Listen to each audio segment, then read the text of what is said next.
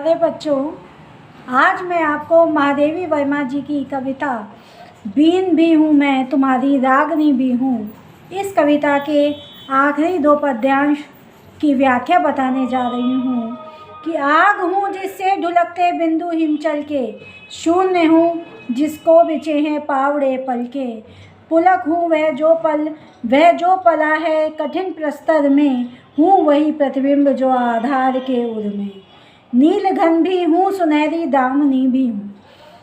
महादेवी जी किसी अद्वैत परमात्मा से अपने जीवात्मा की एकात्मापन बता रही हैं, एकाकारपन बता रही हैं कि आत्मा और परमात्मा दोनों एक ही हैं। मेरी जो आत्मा है वो परमात्मा से मिली हुई है और मेरे प्रियतम परमात्मा मुझसे मिले हुए हैं। हम दोनों एक ही हैं, दोनों में से कोई भी अलग नहीं है। कि आग हूँ जिससे ढुलकते बिंदु हिमचल के। महादेवी जी कह रही हैं कि मैं वो आग हूँ, वो आग के कण हूँ जिससे ढुलकते बिंदु हिमचल के, जिससे हिमाचल के बिंदु, हिमजल के बिंदु ढुलक रहे हैं। अर्थात मेरी आँखों में से, मेरी आग रूपी आँखों में से जो आंसू गिरते हैं वो हिमाचल के हिम के बर्फ़ के बिंदुओं के समान है। शून्य हूँ जिसको बिछे हैं पावड़े पल के।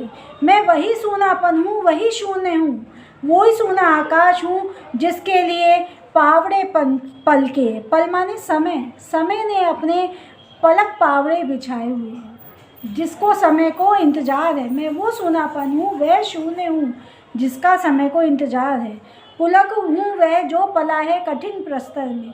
मैं वो पुलक हूँ, मैं वो स्पंदन हूँ जो कठिन प्रस्तर में, जो कठोर पत्थर में, प्रस्तर माने पत्थर, जो कठोर पत्थर में दिखाई देता है। मैं कठोर पत्थर में रहने वाला भी स्पंदन हूँ वही प्रतिबिंब जो आधार के उर में। मैं वही प्रतिबिंब हूँ, वही छाया हूँ जो किसी आधारशिला के हृदय में दिखाई देती है, जो किसी आधारशिला के हृदय में दिखाई देती है। मैं वही प्रतिबिंब हूँ, वही छाया हूँ। नील घन भी हूँ सुनहरी दामनी भी हूँ। मैं नीला घना बादल हूँ, मैं नीला गहरा बादल हूँ और सुनहरी बिजली भी हूँ। बादलों में रहने वाली दामनी अर्थात बिजली, सुनहरी चमकती हुई बिजली भी हूँ।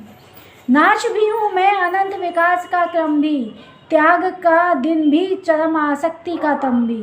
मैं नाश भी हूँ, मैं नष्ट होने वाला हूँ और मैं ही अनंत विकास सृष्टि का क्रम भी हूँ।